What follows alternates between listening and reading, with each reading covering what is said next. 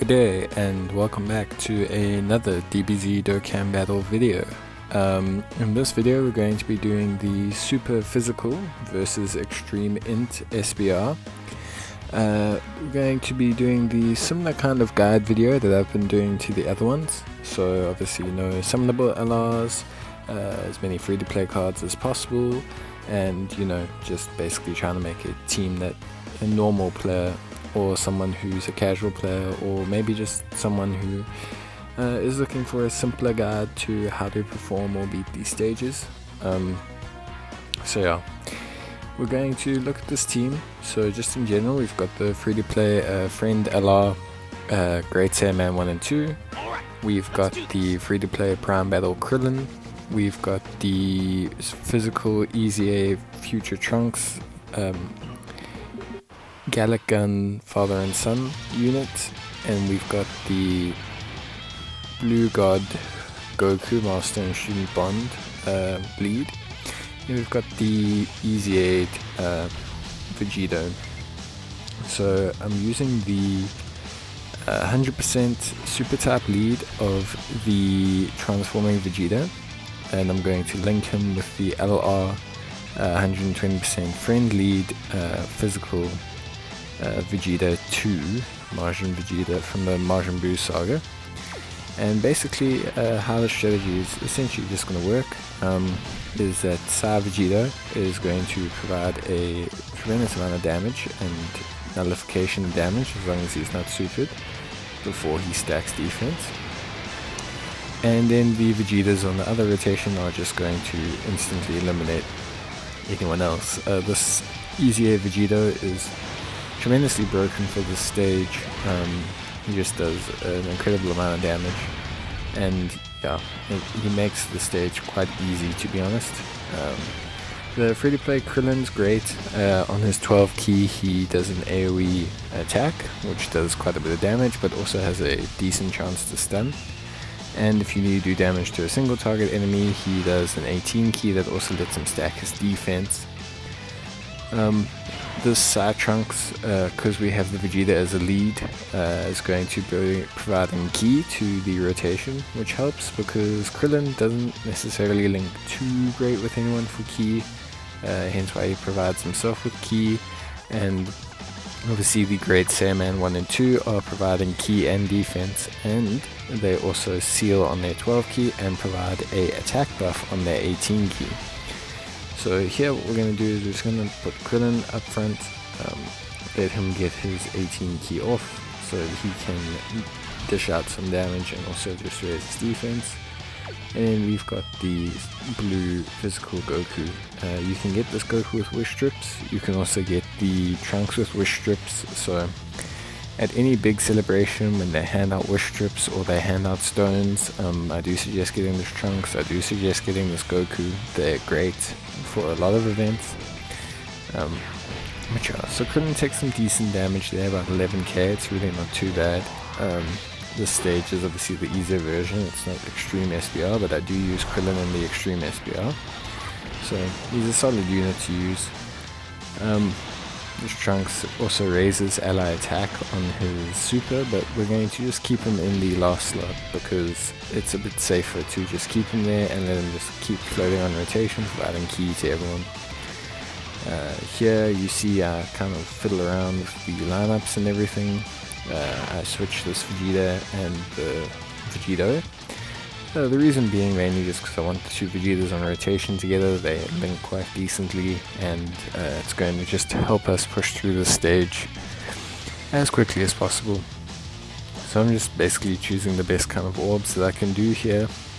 If you have the physical SS2 Goku from the Majin Buu saga, I do suggest running him. He links great with, well, he shares 3 links with this LR, but he also provides some ki and lets him activate his 18 key attack, which is obviously very good.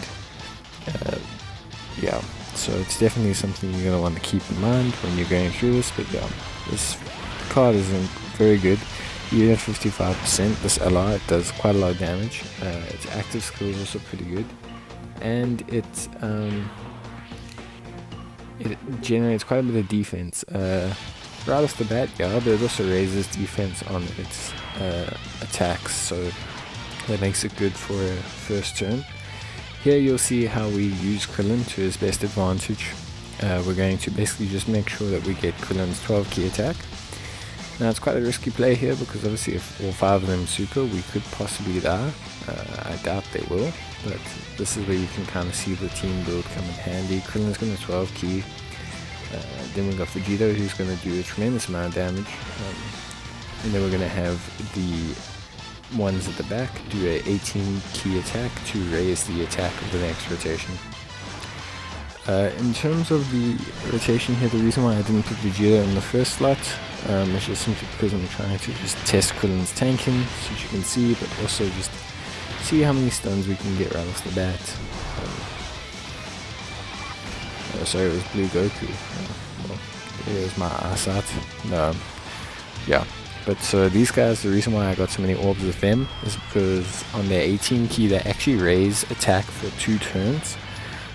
So what happens is basically, because at the end of this rotation, the next rotation, this double Vegeta rotation, is going to have the max damage that it can pretty much do. We're going to use this transforming Vegeta, who's going to basically just annihilate the opposition. And then we're going to have this Trunks as well, and obviously the LR. You can see there's 3 of them stunned. We got Ginyu stunned, we got Berta stunned, we got Jace stunned. So we're sitting in a very pretty position. I don't see them doing a lot of damage, but we're going to take out Gildo first, just because we don't want... Oh sorry, we're going to take out Ginyu. What I'm seeing. And then he's going to take out... This Vegeta is good, mine's Rainbow, which is obviously very helpful. I did give him mainly additionals as well because of his stacking before his final transformation, and I use him in a lot of events, and I just think it helps him raise his defense. And yeah, this Trunks coming in clutch. So as you can see, we've pretty much easily handled this fight, and now I've set up my second rotation, which is going to be Vegeta and the Blue Goku. The reason why this rotation kind of works is that Vegeta can kind of be a frontline tank, while the Blue Goku can be a second slot unit, since he raises his defense and he gains attack and defense on orbs. It makes him just a more viable option. But yeah, so this Vegeta is going to sit here. He's going to hopefully take them out with crits. And this Goku is going to sit there. He's going to gain us a little bit of health back and some orbs. He's sitting at 106,000, so that's pretty good. And then we're going to have Krillin, if need be, to follow up with a super. So here we go, Vegeta. Get rid of Berta. Get rid of Jace. And cool. Now we should be good to go. And everything should be running smoothly. So you can just see the tremendous amount of damage that he does, which is obviously very impressive. This is going to be Cooler's Squadron, so another helpful thing here would be Krillin's stun, because again you're dealing with about 4 enemies. But yeah, we're going to just take a look now at the LR card's super attacks, so we can just see kind of what they do. This obviously raises defense on the 12 key, causes massive damage on the 18 key, and he does an improved version of his 18 key if there's a Goku on rotation. Obviously we don't have a Goku on rotation, so we're just going to have to rock with what he's got for now. You can see there we put him into the first slot because his defense is higher than this Vegeta's before he does some stacking and transforming.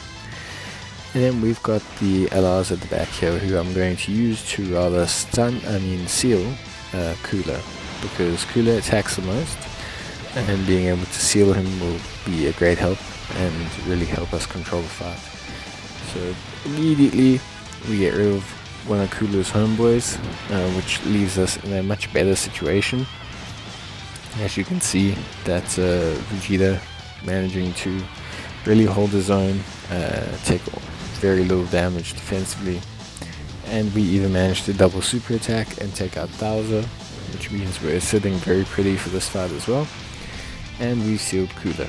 So what that means is if we place Vegeta in the first slot, or in the slot where he's going to take the most attacks, he's going to maximize his damage, because Cooler cannot super attack, which means Vegeta can take literally as much damage as he wants because of his defense and his damage reduction his damage reduction is defense after he supers. Plus we've got Trunks on rotation, so this rotation is going to be something pretty. It's going to do some good damage here, especially with the multiple attacks.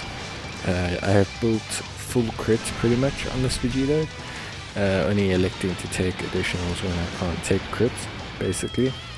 Gear is full crit and then attack 500, because crits always are just kind of the best route to go with these counter units, and especially these Vegeta units, because they do the counter but they do multiple attacks, so they have a naturally built-in mechanism for doing super attacks. So yeah, definitely a good team build here. Now we're going to be sitting with the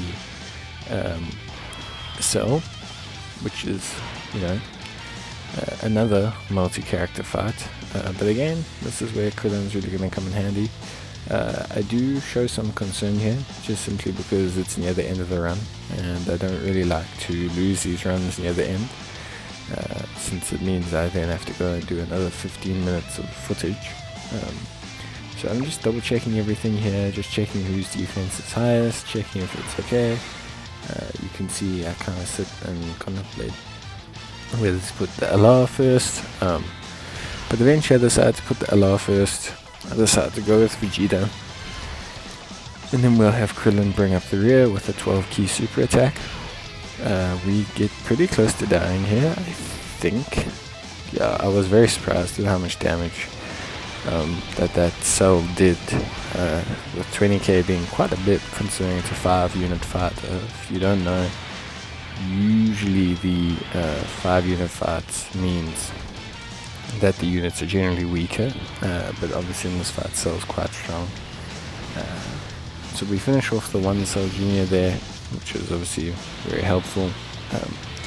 We tank a couple super attacks here, which had me quite worried, but then we have